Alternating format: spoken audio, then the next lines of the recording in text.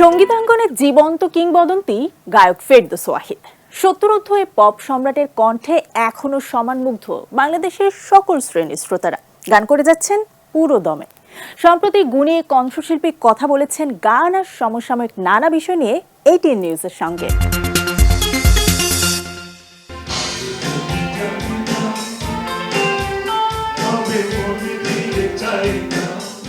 দেশের সঙ্গীতাঙ্গনের কিংবদন্তি গায়ক ফেরদৌস ওয়াহিদ ৭০ ঊর্ধ্ব বয়সী এই পপ সম্রাটের কণ্ঠে এখনও মুগ্ধ হয় দর্শক শ্রোতা।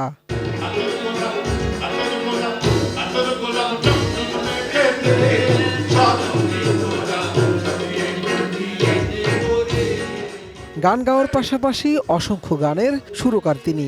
তার হাত ধরে বাংলা সঙ্গীত পেয়েছে একাধিক জনপ্রিয় শিল্পী। কয়েক দশকের বর্ণিল সুর অধ্যায়ে তিনি পেয়েছেন জনপ্রিয়তা, খ্যাতি, সম্মান। জীবনের এই লগ্নে একাকিত্ব ভর করলেও তার ধ্যান জ্ঞানে এখনো সঙ্গীত। আমার নতুন নতুন গান হচ্ছে, এবছর প্রায় ২২টার মতো গান আসছে, নতুন ভিডিও শুরু হয়েছে।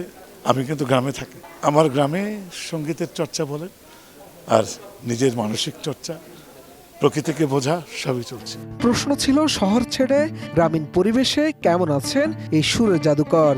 ফেরদৌস ওয়াহিদের সরল উত্তর যে কারোরই হৃদয় ছুঁয়ে যাবে। আমাদের কাউকেই ভুলে গেলে চলবে না, মাটির তলেই কিন্তু আমাদের যেতে হচ্ছে ফাইনালি।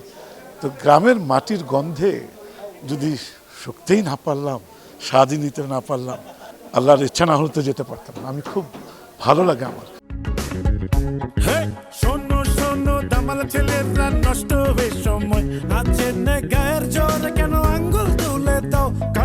বাবার হাত ধরে সঙ্গীতে হাবিব ওয়াহিদ। এরপরের গল্প সফলতায় পরিপূর্ণ। ছেলের সাফল্যে গর্বিত ফেরদৌস ওয়াহিদ। সে একজন পরিপূর্ণ শিল্পীর দিকে এগোচ্ছে।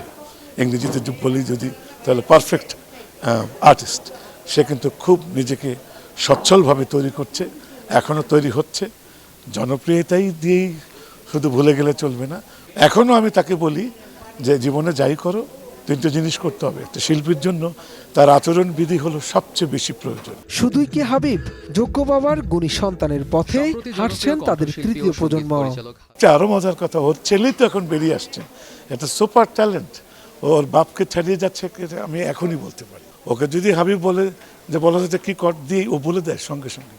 এটা সবাই আমরা অবাক। জীবনের শেষ দিন পর্যন্ত দর্শকদের ভালোবাসা চান ফেরদৌস ওয়াহিদ। বলবো, আপনাদের ভালোবাসা ছাড়া আমাদের অস্তিত্বের কোনো মানেও হবে না, অস্তিত্ব টিকবে না। আপনারা সব শিল্পীকে ভালোবাসবেন, দোয়া করবেন।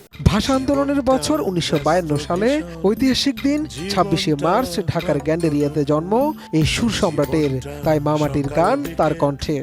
এমন একটা মা দেনা, এমন একটা মা দেনা, যে মায়ের সন্তানেরা, যে মায়ের সন্তানেরা কান্দে আবার হাসতে যায়। শাহাদাত রিফাত, ATN নিউজ, ঢাকা।